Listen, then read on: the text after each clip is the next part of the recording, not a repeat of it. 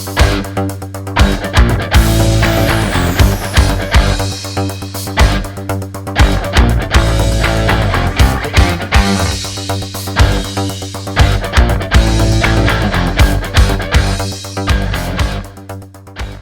I would mention here, see, when you talk about offboarding, onboarding of fiat, then either you remain completely decentralized, and the moment you are touching the waters of fiat, in that situation, you need to have some sort of KYC regulated entity in between, and I'll tell you why.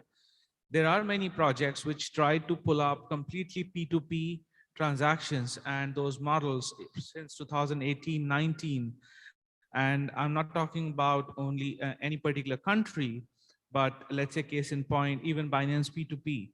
A lot of people have faced problems because of the color of money that hit their accounts at times because of unverified users.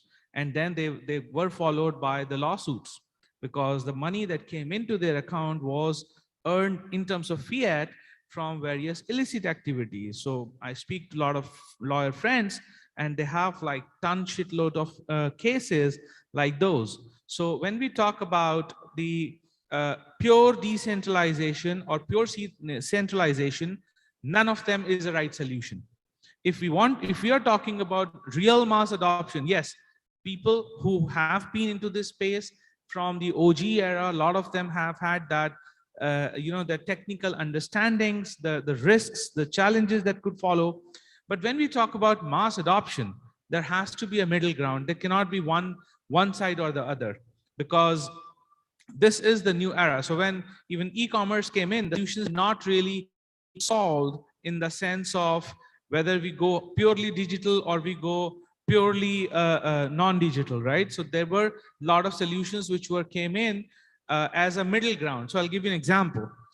If I talk about especially India, let's say for example, the e-commerce as an industry completely picked up after they discovered and implemented cash on delivery, because there was a problem. A lot of people were not paying the credit card, were not having the credit card. On the other side, a lot of fake sites came up which never used to deliver after payments.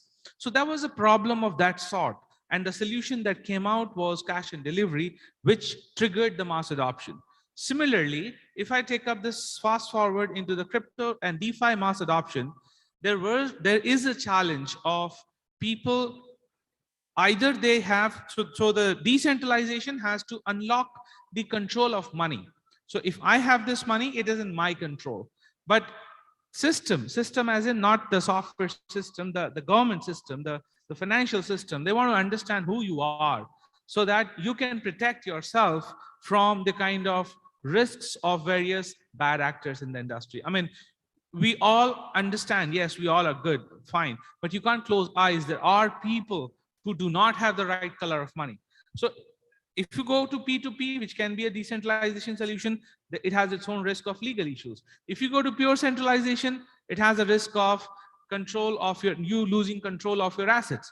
And that's why I think very strongly the hybrid model is something that is going to act as a catalyst for mass adoption.